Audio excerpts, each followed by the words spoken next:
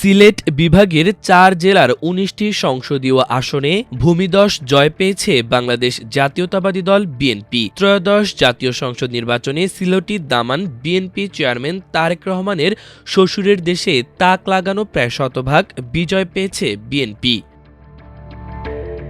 তারেক রহমানের আলোচিত লাল গাড়ির বাজিমাতে বিভাগের ১৯টি আসনের মধ্যে ১৮টিতেই এমপি নির্বাচিত হয়েছেন বিএনপি প্রার্থীরা। প্রার্থী বাছাই শতভাগ সঠিক হয়েছে বলে মনে করছেন বিশ্লেষকরা। তবে প্রধান প্রতিদ্বন্দ্বী রাজনৈতিক দল বাংলাদেশ জামায়াতে ইসলামী সিলেট বিভাগে একটি আসনও পায়নি। তবে তাদের জোটের শরিক খিলাফত মজলিস একটি আসন পেয়েছে।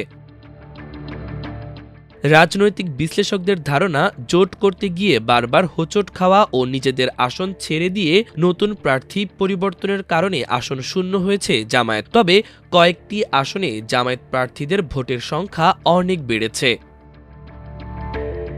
সিলেট এক আসনে যে দলের প্রার্থী বিজয়ী হন সেই দলই সরকার গঠন করে। দেশের সরকার গঠনের স্বাধীনতার পর থেকে প্রচলিত সেই মিথ এবারও সত্যি হয়ে গেল। বিপ্লব পরবর্তী নির্বাচনে পূর্ণভূমি খ্যাত এই আসনে এবার ১,৭৬,৯৩৬ ভোট পেয়ে খন্দকার মুক্তাদির জয়ী হয়েছেন। আর সরকার গঠনের জন্য সংখ্যাগরিষ্ঠতা অর্জন করেছে বিএনপি।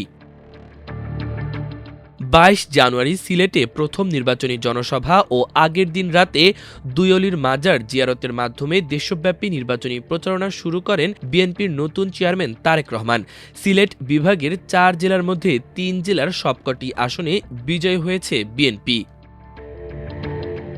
সিলেট জেলার ৬টি আসনের মধ্যে ৫টিতে বিজয়ী হয়েছেন বিএনপির প্রার্থী। এর মধ্যে সিলেট ১ আসনে খন্দকার আব্দুল মুক্তাদির, সিলেট ২ আসনে তাহসিনা রুশদীর লুনা, সিলেট ৩ আসনে প্রবাসী এম.এ. মালেক, সিলেট ৪ আসনে সাবেক সিটি মেয়র আরিফুল হক চৌধুরী ও সিলেট ৬ আসনে ইমরান আহমদ চৌধুরী বিজয়ী হয়েছেন। এছাড়া সিলেট ৫ আসনে জামায়াতের ১১ দলীয় জোটের শরিক খিলাফত মজলিসের মুফতি আবুল হাসান বিজয়ী হয়েছেন। সুনামগঞ্জ জেলার ৫টি আসনই পেয়েছে বিএনপি।